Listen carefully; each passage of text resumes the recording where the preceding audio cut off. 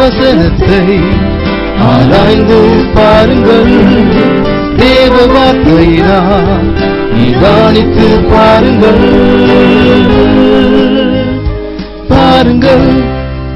கர்த்தருக்குள் பிரியமான சகோதர சகோதரிகளே, இந்த நாளில மீண்டும் உங்களோடு கூட இந்த ஆடியோ சீரின் மூலமாக சந்திப்பதில் பெருமகிழ்ச்சி அடைகிறோம். இது உங்களுடைய நிதானித்து பாருங்கள் நிகழ்ச்சி. இதுல இன்றைக்கு நாம் இவர்கள் யார் என்றதான ஒரு தலைப்பின் கீழாக இன்னைக்கு ரொம்ப பிரபலமா இருக்கிறதான ஒரு குறிப்பிட்ட ஒரு கல்ட் அல்லது ஒரு துருபதேசத்தை குறித்து நாம் இன்றைக்கு ஆய்வு செய்து அவர்களுடைய கிளைம்ஸ், அவங்க என்னென்ன காரியங்களை சொல்கிறார்கள் என்பதை குறித்து நம்ம ஆய்வு செய்து பார்க்க போகிறோம். இது உங்களுடைய நிதானித்து பாருங்கள் நிகழ்ச்சி. இதுல இவர்கள் யார் என்றதான இந்த தொடர் செய்திகளை, தொடர் ஆய்வு செய்திகள்ல இன்றைக்கு நாம் பார்க்க போகிறதான கல்ட் வேத மாணாக்கள் அல்லது சர்வதேச வேத மாணாக்கள் என்று அழைக்கப்படுகிறதான அவர்களை குறித்து நாம் இன்றைக்கு பகுத்தறிந்து அவர்களை நாம் ஆராய்ந்து பார்த்து அவர்களை குறித்து நாம் கற்றுக்கொள்ள போகிறோம். இப்போ ரீசெண்டா சூலூர்ல, கோயம்புத்தூர்ல, அப்புறம் திருப்பூர்ல எல்லாம் தீர்க்க தரிசன வேதாம கருத்தரங்குகள் நடத்துவதாக எல்லாம் இன்னைக்கு ஸ்தாபிக்கப்பட்ட இன்னைக்கு இருக்கிற எல்லா சபைகளும் வெளியில் நின்று நோட்டீஸ்கள் கொடுத்துருக்காங்க. அதுல பாத்தீங்கன்னா வேதம் ஒரு ரகசியமா, வேதத்துல இருக்கிறதான கேள்விகளுக்கான பதில்கள் சொல்லிக் கொடுக்கிறோம், இயேசு கிறிஸ்துவோட 2ஆம் வருகை குறித்ததான தீர்க்க தரிசனங்களை நாங்கள் விலக்கி சொல்லிக் கொடுக்கிறோம், இந்த இதுக்கு வகுப்புகளுக்கு வாங்கன்னு சொல்லிட்டு பிட் நோட்டீசஸ் நிறைய சபைகளுக்கு வெளியே நின்று இந்த நாட்கள்ல அவர்கள் கொடுத்து வந்தார்கள். அப்ப அந்த நோட்டீசஸ் வாங்கிட்டு கிளாஸுக்கு போன பிறகுதான் அவர்களால கண்டுபிடிக்க முடிஞ்சது இது ஏதோ துருபதேச கும்பலுடைய அவங்களுடைய டீச்சிங் சொல்லிட்டு கண்டுபிடிக்க முடிஞ்சது. சோ இந்த தகவல் அறிந்ததான நாங்கள் ஏற்கனவே இந்த வேத மாணாக்களை குறித்து நாங்கள் ஆய்வு செய்து நிறைய கருத்தரங்குகள் நடத்தி அப்புறம் விழிப்புணர்ச்சிகள் நாங்கள் ஏற்படுத்தி இருக்கிறோம். அதனால சரி, நம்ம இதை தொடர்ந்து இன்னும் அவர்களை குறித்து நம்ம அறிந்து கொள்வதற்கு இந்த ஆடியோ செய்தியை நம்ம அடுத்த பகுதி 2ஆக நாம் இன்றைக்கு இதை வெளியிட போறோம். இதுல நிகழ்ச்சியில நீங்க நிறைய இன்னும் தொடர்ந்து நிறைய பகுதிகள் இருக்கு. நீங்க இந்த முழு சிடியை உங்களுடைய பைக்ல போகும்போதோ இல்ல கார்ல போகும்போதோ இல்ல நீங்க டிராவல் பண்ணும்போதோ உங்களுடைய இதுல அப்புறம் போன்ல MP3 பிளேயர்ல போட்டு இதை நீங்கள் கேளுங்க. இதுல நிறைய தகவல்கள், நாங்கள் நிறைய சரித்திரபூர்வமான தகவல்கள், நிறைய உண்மையான தகவல்கள் அவர்களை குறித்து நாங்கள் தெரியப்படுத்துகிறோம். வேதத்திலிருந்து அவர்களை குறித்து நீங்கள் எச்சரிக்கை அடைவதற்கு இது கண்டிப்பாக உதவியாக இருக்கும். ஒருவேளை இதை வேத மாணாக்கள் இருக்கிறவங்க கேட்கறீங்கன்னா உங்களிடத்துல நாங்கள் தாழ்மையான சில கேள்விகளை நாங்கள் வைக்கிறோம். எங்களோட கூட நீங்க தொடர்பு கொண்டு நீங்கள் அந்த கேள்விகளுக்கான பதில், நாங்கள் ஒருவேளை உங்களை குறித்து நாங்கள் தப்பா சொல்றோம் நீங்க நினைச்சீங்கன்னா, இல்லனா இதற்கு பதில் இருக்கு, இந்த கேள்விக்கான பதில் இங்க இருக்கு, நாங்க டீச் பண்றதான கரெக்ட், நீங்களும் சொல்லிக் கொடுக்க தவறுன்னு சொல்லிட்டு ஒருவேளை வேத மாணாக்கள் இருக்கக்கூடிய போதிக்கிறவங்க இல்ல அந்த வகுப்புகள் அட்டன் பண்றவங்க யோசித்தீங்கன்னா நீங்க தாராளமாக எங்களை தொடர்பு கொண்டு இந்த நிகழ்ச்சியோட முடிவில் எங்களுடைய தொலைபேசி எண்கள் விலாசம் தருவோம். நீங்க தொடர்பு கொண்டு எங்களோட கூட நீங்கள் பேசலாம், நீங்கள் எங்களோடு கூட சம்பாஷிக்கலாம். நாம் இருவரும் ஒருவருக்கு ஒருவர் நம்மளுடைய கருத்துக்களை, தகவல்களை நாம பரிமாறிக்கொள்ளலாம் சாந்தத்தோடு வணக்கத்தோடு கூட. அதனால நீங்க தவறா இருக்கீங்கன்றது நாங்க இன்னைக்கு அன்போடு கூட நாங்கள் எடுத்து சொல்ல போறோம். நாங்க அன்பா இருக்கிறதுனால யாரை பத்தி நாங்க இதுல குறை பேசக்கூடாதுன்றது கண்டிப்பாக வேதாந்தத்தின் அடிப்படையில் இல்லை என்பதை நாங்கள் இன்னைக்கு தெரியப்படுத்துவதற்கு இந்த நிகழ்ச்சிகளை நடத்தி வருகிறோம். இதுல நம்ம இன்னைக்கு பார்க்க போகிறது இந்த வேதமானாக்களை குறித்து. இவர்கள் யார் என்றதான தலைப்பில வேதமானாக்களை குறித்து நம்ம முதலாவதாக பார்க்க போகிறோம். இது உங்களுடைய நிதானித்து பாருங்கள் நிகழ்ச்சி. உங்கள் அன்பு சகோதரன் ஆலன், உங்கள் அன்பு சகோதரன் ஜேசுதாஸ். சரி, ஆனா இப்போ இதுக்கு போலாம் ப்ரோக்ராம். ஆக்சுவலா இது இப்போ இந்த ரீசெண்டா இருக்கிறதான இதுல நாட்கள்ல இந்த நிறைய சபைகளுக்கு வெளியே நின்று நோட்டீசஸ் எல்லாம் கொடுத்துருக்காங்க. அதுல பாத்தீங்கன்னா வேதம் ஒரு ரகசியமா அப்படின்ற தலைப்புல, அப்புறம் தீர்க்க தரிசன கருத்தரங்குன்னு சொல்லிட்டு கோயம்புத்தூர்ல, ஈரோட்ல, திருப்பூர்ல, அப்புறம் இன்னும் பல பகுதிகளில் இந்த வேதமானாக்கள் நோட்டீசஸ் கொடுத்து ஏற்கனவே சபைக்கு போயிட்டு இருக்கவங்கள அழைச்சு இந்த உபதேசத்திற்குள்ளாக அவங்க உட்படுத்துறாங்கன்றது நம்ம தெரிந்து கொண்டோம். சென்னையில கூட அவங்க சில இடங்கள்ல இன்னும் அவங்களாம் இங்கெல்லாம் ரொம்ப சின்ன குரூப்ஸா இருக்கு, அங்க நல்லா பெரிய லெவலில் ஒரு 150, 200 பேர், 300 பேர், 500 பேர் அந்த மாதிரி ரீச் பண்ற மாதிரி இன்னைக்கு செய்ய ஆரம்பிச்சிருக்காங்க. அதனால அதை நாம இன்னைக்கு ஒரு நோட்டீஸ்ல எடுக்க வேண்டியதோட கட்டாயத்தில் இருக்கும். என் கிட்ட எஸ்டாப்ளிஷ் சர்ச்சஸ்க்கு இவங்க தேர் பிக் த்ரெட். இது உங்க வெஸ்டர்ன் சைட்ல மேற்கத்திய நாடுகளில் இவங்களுடைய ஆதிக்க சுத்தமாக போயிடுச்சு, ஒன்றும் கிடையாது. அதனால இப்போ ஏசியாவில் கான்சன்ட்ரேட் பண்றாங்க. இவர்கள் இன்றைக்கு இங்க இவர்கள் வளர தொடங்கி இருக்கிறாங்க. பைபிள் ஸ்டூடெண்ட்ஸ் இன்டர்நேஷனல் பைபிள் ஸ்டூடெண்ட்ஸ்ன்றவங்கள பத்தி அவங்களுடைய பின்னணிகளை குறித்து நம்ம அடுத்த பகுதிகளில் பார்க்க போறோம். அவங்களை ஏன் நம்ம தவறுன்னு சொல்றது குறித்து நம்ம பார்க்க போறோம். ஆனா அதுக்கு முன்னாடி ரொம்ப இதுல முக்கியமா நம்ம தெரிஞ்சுக்க வேண்டியது, இந்த வேதமானாக்களை குறித்து பார்ப்பதுக்கு முன்பதாக நம்ம வழக்கமா எப்பவுமே பண்ற மாதிரி ஒரு பேக்ரவுண்ட் ஸ்டடி பண்ணிட்டா எப்பவுமே நல்லா இருக்கும். சரி, இப்போ ஃபார் எக்ஸாம்பிள் இந்த துருபதேசங்களை குறித்து ஏன் நம்ம அவ்வளவு பேஷனட்டா நம்ம ஏன் பண்றோம் அப்படின்றத நம்ம பார்க்கணும். அதுக்கு முன்னாடி நம்மளை பத்தி சொல்லப்படாத சில விமர்சனங்களுக்கு நம்ம கண்டிப்பா பதில் சொன்ன பிறகு நம்ம தொடர்ந்து போகலாம். இப்ப இந்த மாதிரியான துருபதேசங்களை குறித்து எச்சரித்து சொல்றவங்க இல்ல இந்த துருபதேசங்களை குறித்து விலக்கி காண்பிக்கிறவங்கள அந்த ஊழியங்களை விசுவாச தற்காப்பு ஊழியம் என்று சொல்லலாம். அப்பாலஜெட்டிக்ஸ் என்று ஆங்கிலத்தில் சொல்வார்கள். விசுவாச தற்காப்பு ஊழியம் என்று தமிழ்ல சொல்லலாம். இது வந்து இந்த குறிப்பிட்ட ஊழியம் வந்து இதுவரையும் கேள்விப்படாத தமிழ் கிறிஸ்தவ உலகத்திலேயே கேள்விப்படாத ஒரு வார்த்தை. இப்போ ஏதோ இந்த தமிழ்நாடு தவி ஜமாத் கூட இந்த அதாவது சாட்சி அப்பாலஜெட்டிக்ஸ் நெட்வொர்க், அப்புறம் தமிழ் கிறிஸ்டியன் அப்பாலஜெட்டிக்ஸ் நெட்வொர்க், இவங்கெல்லாம் இன்னைக்கு வந்து அவங்களோட கூட விவாதங்கள் நடத்துறதுக்கு முன் வந்து கிறிஸ்தவர்லாம் இஸ்லாமியர்களோடு கூட விவாதங்கள் நடத்துறதுனால இன்னைக்கு ஏதோ கொஞ்சமாவது இன்னைக்கு தெரிய ஆரம்பிக்குது. சோ அப்ப அதே இதுல வந்து வரிசையில நம்மளுடைய கால் வந்து இந்த துருபதேசங்கள், இந்த ஜெகோவா விட்னஸ், அப்புறம் சர்வதேச வேத மாணாக்கள், செவன்த் டே அட்வென்டிஸ்ட் சபை, அதுக்கப்புறம் ஒர்த்தோவாதிங்க, ஒன்லி ஜீசஸ் குரூப், இவங்க எல்லாரையும் குறித்து நம்ம எச்சரித்த சபைகளுக்கு சொல்லிக் கொடுக்குறது நம்மளுடைய அழைப்பு. அதை நம்ம செய்து வருகிறோம். ஆனா வழக்கமா இந்த மாதிரியான பகுத்தறிவு ஊழியங்கள் செய்யறவங்கள, விசுவாச தற்காப்பு ஊழியம் செய்கிறவர்ல பொதுவா இருக்கிறவங்க வந்து விமர்சனம் பண்றாங்க. அதுல வந்து ஒரு இது விமர்சனம், இவங்க எல்லாரும் பத்தியுமே குறை பேசுறவங்க, இவங்களுக்குள்ள வந்து குறை பேசுறதான ஆவி இருக்கு, இவங்க மாதிரி பரிசியர் மாதிரி என்று சொல்லி அவங்க நீங்க நிறைய இடங்கள்ல இன்னைக்கு நம்மளை குறித்ததான விமர்சனங்கள் சொல்றாங்க. அப்புறம் இந்த விமர்சனங்கள் நம்ம நிறைய கேட்டிருக்கோம், நம்ம ஏற்கனவே ஆன்சர் பண்ணிருக்கோம். ஆனா இந்த இதுல ப்ரோக்ராமுடைய ஸ்டார்டிங்லயே நம்ம அதை முதல்ல அட்ரஸ் பண்ணிட்டு அப்புறம் தோணும்னா கேட்கிறவர்களுக்கு அது நல்லா ஒரு ஆசீர்வாதமா இன்ட்ரெஸ்டிங், அவர்களும் அதை செய்ய வேண்டும் என்பதற்காக அதை செய்யறதுக்காக. இப்ப நம்ம கேள்வி ஆன்சர் பண்ணும்போது ஒரு விஷயத்தை நம்ம நினைவுல வச்சுக்கலாம். இந்த தற்காப்பு ஊழியம், விசுவாச தற்காப்பு ஊழியம் அல்லது இந்த தவறா இருக்கவங்கள இந்த துருபதேசத்துல இருக்காங்க, இது துருபதேசம் சொல்லிட்டு அடையாளப்படுத்தி காமிச்சு அவங்களுக்கு குறித்து எச்சரித்து சொல்லி அவர்களுடைய துருபதேசங்களை வேதாமத்தின் அடிப்படையில தவறு என்று சொல்லி பகுத்தறிந்து காட்டுறது வேதாமத்தின் அடிப்படையில தவறா சரியா, இது நம்பர் 1. இது நம்ம ஃபர்ஸ்ட் அந்த கொஸ்டின் நம்ம முதல்ல டீல் பண்ணிக்கலாம். அடுத்ததாக 2வது பகுதியில இதை நாம் செய்ய வேண்டுமா என்பதை நம்ம அடுத்த பகுதியில் பார்க்கலாம். அப்ப முதல் பகுதியில முதல்ல இதை செய்யணுமா செய்யக்கூடாதுன்றதை பத்தி பார்க்கலாம். அப்போ நம்ம பேசிக்கா கொஸ்டின் நம்ம என்ன அட்ரஸ் பண்ண போறோம்னு கேட்டீங்கன்னா, இந்த துருபதேசங்களை குறித்து நாம் ஏன் எச்சரித்து சொல்ல வேண்டும்? கண்டிப்பா. What if you don't do it? அது ஒருவேளை நான் இதை செய்யலன்னா என்ன போ, நான் இதை கட்டாயமே செஞ்சே ஆகணுமா, நான் வெறும் சத்தியத்தை மட்டும் சொல்லிட்டு போனா போதாதா அப்படின்றத அந்த கோணத்துல நம்ம முதல் செக்ஷன்ல அதை பார்த்துக்கலாம். இது யூதாவுல நாம் வாசிக்கிறோம். ஒரு விஷயம் ஒப்புவிக்கப்பட்ட விசுவாசத்துக்காக தைரியமா போராடுங்கன்னு சொல்லி மிக அழகாய் அந்த நிருபத்துல வாசிக்கிறோம். 3வது வசனத்துல அதை குறித்து வாசிக்கிறோம். இன்றைக்கு அந்த ஒரு விஷயம் ஒப்புவிக்கப்பட்ட விசுவாசத்திற்காய் போராடணும்னு சொல்லி கொடுக்கப்பட்டிருக்கனுடைய அந்த அழுத்தத்தை பார்த்தால், அதாவது உறுதியா இருக்கிறதுனாலதான் போராட சொல்லி சொல்லப்பட்டிருக்கு.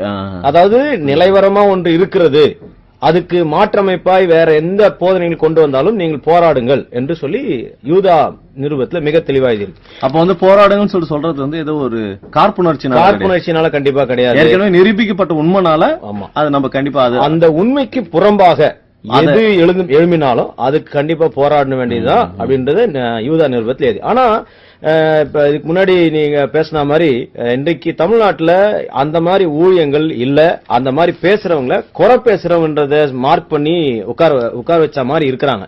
ஆனால் ஆண்டவருடைய தயவுல நாம் சாந்தத்தோடும் வணக்கத்தோடும் இது நாம அவர்களுக்கு எடுத்து சொல்ல கடமைப்பட்டிருக்கிறோம். இப்போ யூதால வாசிக்கிறோம். சரி, வேதாந்தத்தின் அடிப்படையில இந்த மாதிரி தவறா பேசினவங்க அதை குறிச்சு எங்க இருக்காங்க அப்படின்னு பார்த்தா, இயேசு கிறிஸ்து தவறான எண்ணம் இருக்கிறவங்கள கிளீனா எடுத்து சொன்னார். நீங்க தப்பான எண்ணம் கொள்கிறீர்கள் என்றதை கரெக்டா எடுத்து பைபிள்ல இருந்து எடுத்து காட்டினார். அதாவது நம்ம வாசிக்கிறோம், மத்தேயுல வாசிக்கிறோம், நீங்க ஆண்டவரே உயிர்த்ததுல இவங்க யாருக்கு மனைவியா இருப்பா அப்படின்னு சொல்லி கேட்கிறார். அவங்க எல்லாம் கேட்டதுக்கு பகுதி பார்க்கலாம். மத்தேயுன்றது இதுல புதிய ஏற்பாட்டுல வரதான முதல் புஸ்தகம். அதுல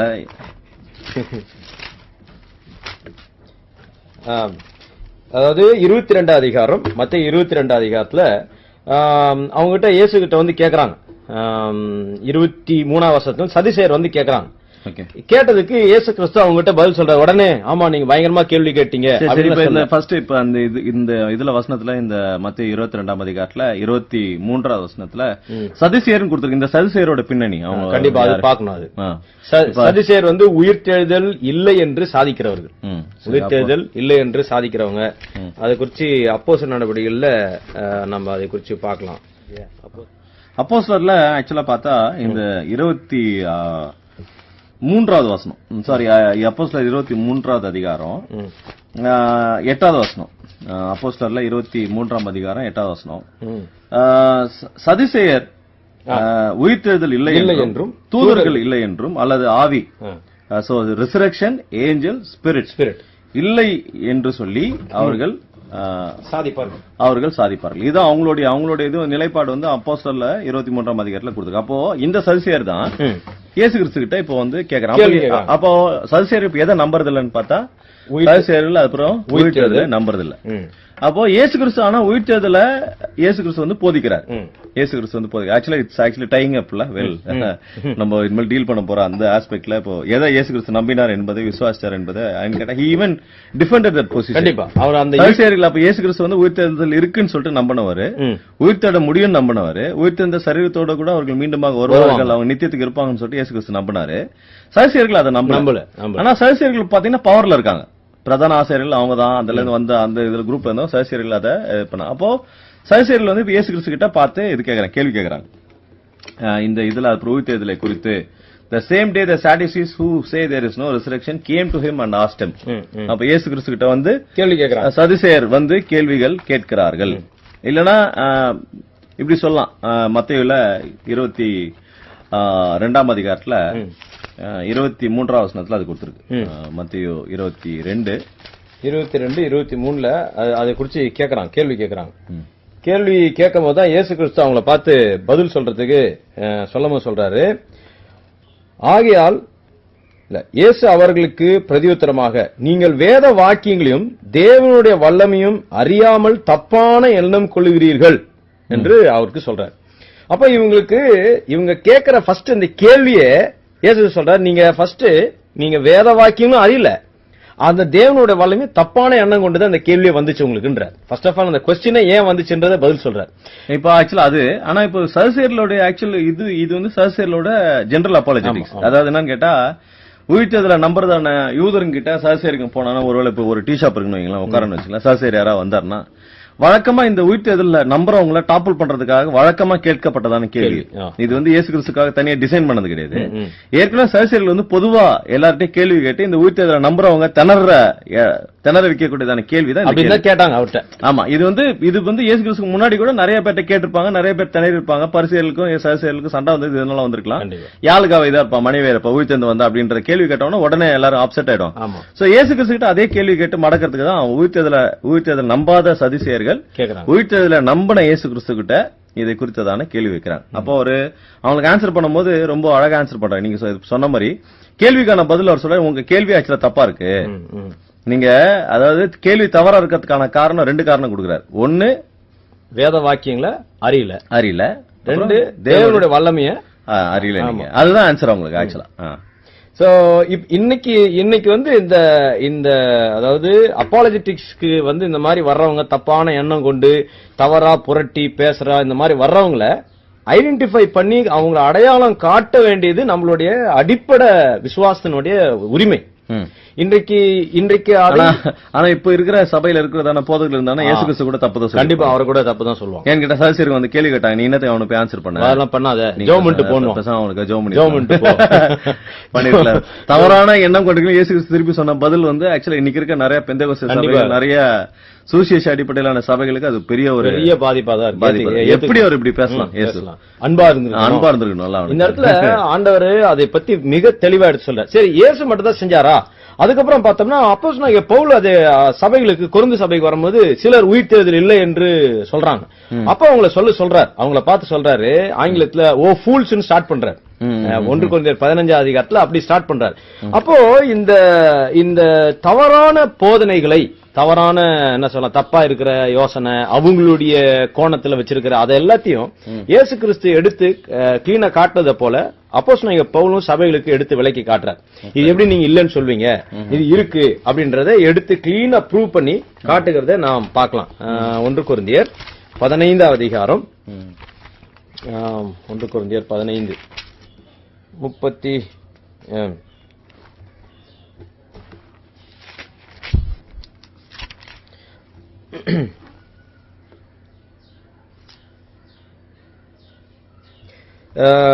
மரித்தோரிலிருந்து எழுந்து ஆங்கிலத்துல பார்த்துட்டு தமிழ்ல கண்டிப்பா.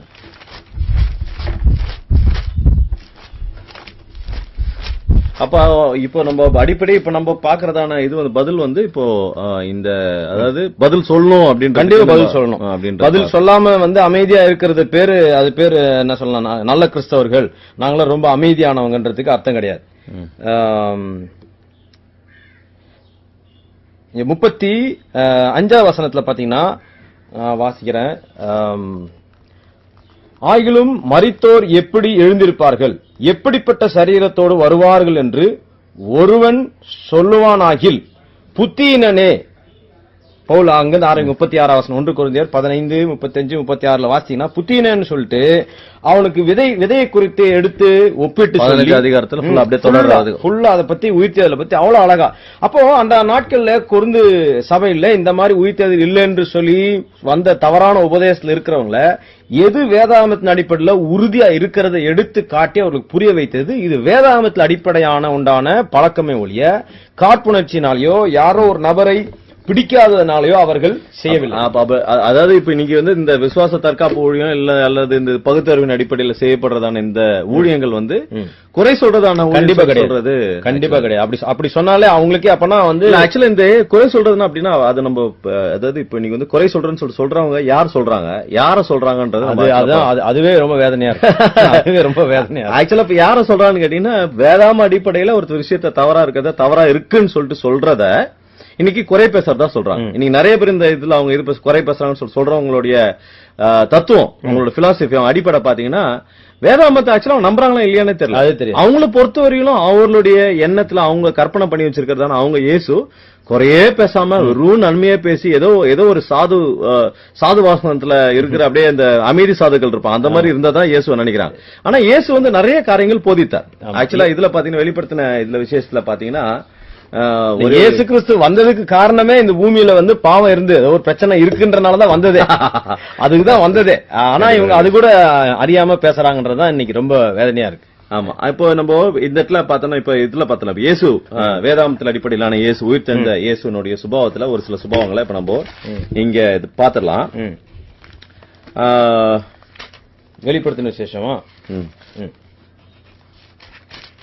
1 சரி 2ஆம் அதிகாரம் 4வது வசனம். இது வந்து எபேசு சபையை பத்தி பேசுறாரு. ஆனாலும் நீ ஆதியிலே கொண்டிருந்த அன்பை விட்டாய் என்று உன் பேரில் எனக்கு குறை உண்டு. உன் பேரில் எனக்கு குறை உண்டு. அதே மாதிரி அடுத்த சபையை பாத்தீங்கன்னா 14ஆம் வசனம் 14. ஆகிலும் சில காரியங்களை குறித்து உன் பேரில் எனக்கு குறை உண்டு.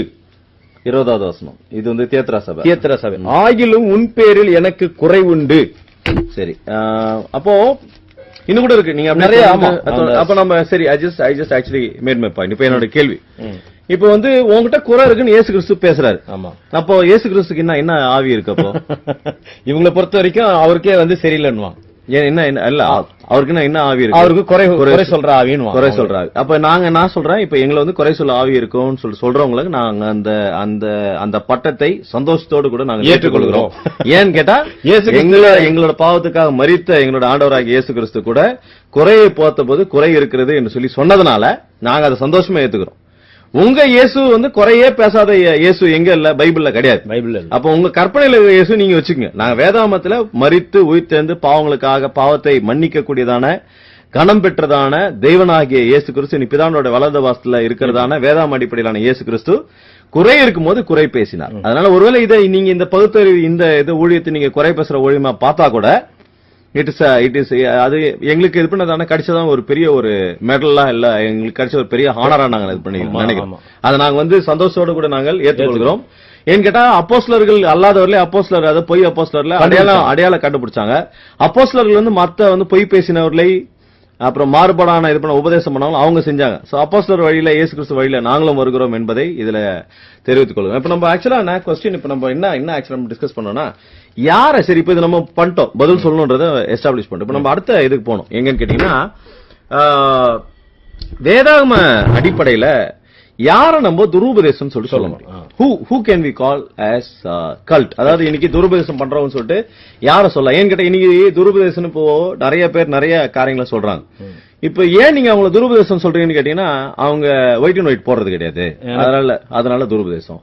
அப்புறம் வந்து அவங்க பேசுறதே பிடிக்கல, பேசுறதே பிடிக்கல, அந்த பாணி பேசுற பாணி பிடிக்கலையா, மொழி பிடிக்கல, இதெல்லாம் ஒரு காரணமா இன்னைக்கு சொல்ற துருபதேசமா சொல்றாங்க.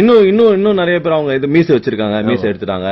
அப்புறம் வந்து பெண்கள் வந்து இது முக்காடு போறாங்க, முக்காடு போடல. சரி, முக்காடு போறது கண்டிப்பா நம்ம ஆமான்னு சொல்றோம், அதனால அது நம்ம ஆமா இல்லன்றது கண்டிப்பா துருபதேசமா தான் சொல்லி ஆகணும். பட் இந்த மாதிரியான அவுட்வர்ட் காரியங்கள் சில நேரத்துல அவர் இது கட்டியிருக்காரு, வாட்ச் கட்டியிருக்காரு, செய்தி அவர் இது பேசும்போது அவர் வாட்ச் ஆட்டி பேசுறாரு, அப்படி இதெல்லாம் அவர் சொல்றாங்க. அந்த ஒரு இதுல குறிப்பிட்ட ஒரு இவர் பிரசங்க சொல்லி அவர் இதுங்க துருபதேசம் பண்றாருங்க அப்படின்னு. அப்படிங்களா? எப்படி நீங்க கண்டுபிடிச்சீங்க? எதை வச்சு சொல்றீங்க? வாட்ச் கட்டியிருக்கான் கையில, சரி வாட்ச் கட்டியிருக்கான். அது அப்புறம் இதுல செய்தியில பேசும்போது அவன் வாட்ச் ஆட்டி பேசுறான் தம்பி. சரி, அப்ப கேட்டான் வாட்ச் ஆட்டி பேசுறது துருபதேசம் சொல்லிட்டு இதுல 3 தெசலோனியர்ல 18வது அதிகாரத்துல 27வது வசனத்துல அன்றியும் சகோதரரே எவனாவது கையில் வாட்ச் கட்டி அதை ஆட்டி பேசினால் அவனா துருபதேசம் பவுல் இங்க சொல்ல பைபிள்ல கிடையாது ஆக்சுவலா. அப்ப நம்ம இப்ப நீங்க என்ன இன்னும் சில பேர் என்ன சொல்ல கேட்டா கார்புணர்ச்சி. ஒரு சபையில இருந்து ஒருத்தர் வந்து ஏதோ ஒரு அடிப்படை இதுலக்காக காரணங்களுக்காக அவங்க போய் இன்னொரு இடத்துல ஊழியம் ஆரம்பிச்சிருப்பாங்க. சோ இந்த சபையில இருந்து போன அந்த இவர் போதகர் பிரிந்து போன போதகர் வந்து துருபதேசம் சொல்லுவார். ஏங்கன்னு கேட்டா அவன் என்கிட்ட பிரிஞ்சு போயிட்டாங்க, அதனால துருபதேசம். அப்ப நம்ம இதெல்லாம் நம்ம ஆராய்ச்சி பார்க்கணும். எந்த அடிப்படையில ஒரு காரியத்தை நம்ம துருபதேசம் என்று சொல்லலாம் என்று சொல்லி பார்க்கலாம். அது நம்ம அடுத்த செக்ஷன்ல பார்க்கலாம். இதுவரையில் நீங்கள் கேட்டுக்கொண்டிருக்கிறது உங்களுடைய நிதானித்து பாருங்கள் நிகழ்ச்சியில இன்றைக்கு இவர்கள் யார் என்று சொல்லி வேதமானாக்களை குறித்து, சர்வதேச வேதமானாக்கள் அல்லது வேதமானாக்கள் பைபிள் ஸ்டூடெண்ட்ஸ் என்று அழைக்கப்படுகிறதான அவர்களை குறித்ததான ஆய்வு செய்து கொண்டிருக்கிறோம். இந்த முதல் பகுதியில நாம் அறிமுகத்தை பார்த்தோம். அடுத்த பகுதியில யாரை துருபதேசக்காரர்கள், யாரை கல்ட்டுன்னு சொல்லிட்டு சொல்லலான்றதை குறித்து நம்ம நெக்ஸ்ட் பகுதியில பார்க்க போறோம். நீங்கள் எங்களை தொடர்பு கொள்ள விரும்பினால் எங்களுடைய தொலைபேசி எண் 9283205096.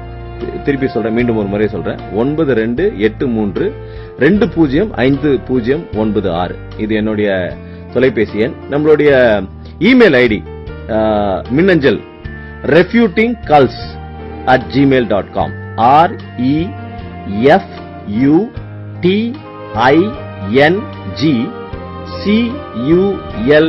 refutingcults refutingcults@gmail.com. இது வந்து எங்களுடைய இமெயில் ஐடி. இதுவரையும் உங்களோட கூட இருந்து இந்த தகவல்களை பகிர்ந்து கொண்டது உங்கள் அன்பு சகோதரன் ஆலன், அன்பு சகோதரன் ஜேசுதாஸ். அடுத்த பகுதியில உங்களை சந்திப்போம். துருபதேசம் யார், துருபதேசக்காரர்கள் யார் என்று சொல்லி நம்ம அடுத்த பகுதியில் who can we call as cult, what is the characters of cult என்று சொல்லி அடுத்த பகுதியில பார்க்கலாம். கர்த்தர் உங்களை அதிகமாக ஆசீர்வதிப்பாராக. ஆமென். நிதானித்து பாருங்கள்